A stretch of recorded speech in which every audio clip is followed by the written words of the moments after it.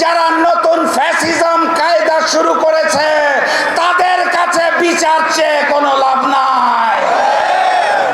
আজ 23শে জুন ঐতিহাসিক দিন।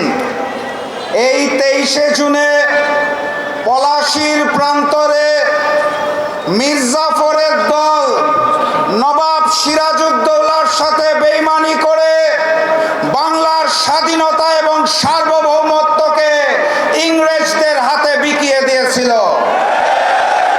আজ সেই 23শে জুন, যেদিন অপরাজনৈতিক সন্ত্রাসী সংগঠন আওয়ামী লীগের জন্ম হয়েছিল। যেই আওয়ামী লীগ পলাশীর বেইমানির চেতনাকে ধারণ করে বাংলাদেশের জনগণের সাথে বেইমানি করে গুম খুন হত্যা করে গণহত্যা চালিয়ে বাংলাদেশের স্বাধীনতা এবং সার্বভৌমত্বকে হিন্দুস্তানের কাছে বিকিয়ে দিয়েছিল।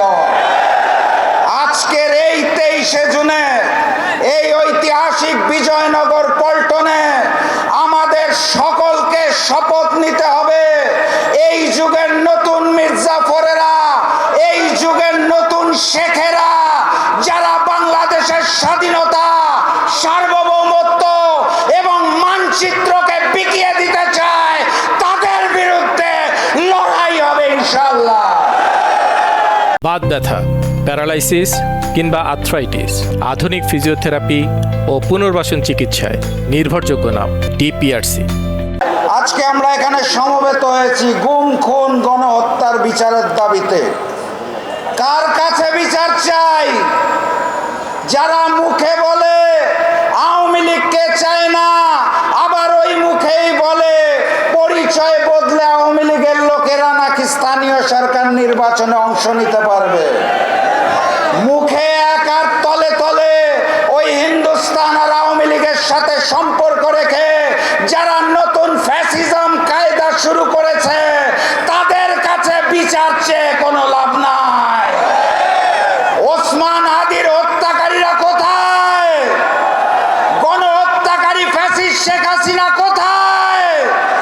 তাদের দেশে নিয়ে এসে ফাঁসির কাস্টে ঝুলানোর জন্য এই সরকারের পক্ষ থেকে কোনো পদক্ষেপ দেখা যাচ্ছে না।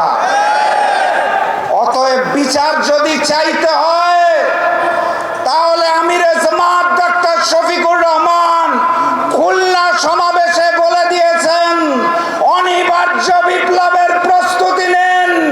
নতুন বিপ্লবের মাধ্যমে 11 দল ক্ষমতায় আসবে, সকল হত্যার বিচার হবে ইনশাআল্লাহ। সবাই প্রস্তুত আছেন? দেখা হবে বিজয় ইনশাআল্লাহ। বিজয়ের পথে যাত্রা শুরু, জীবন অথবা মৃত্যু। আসসালামু আলাইকুম।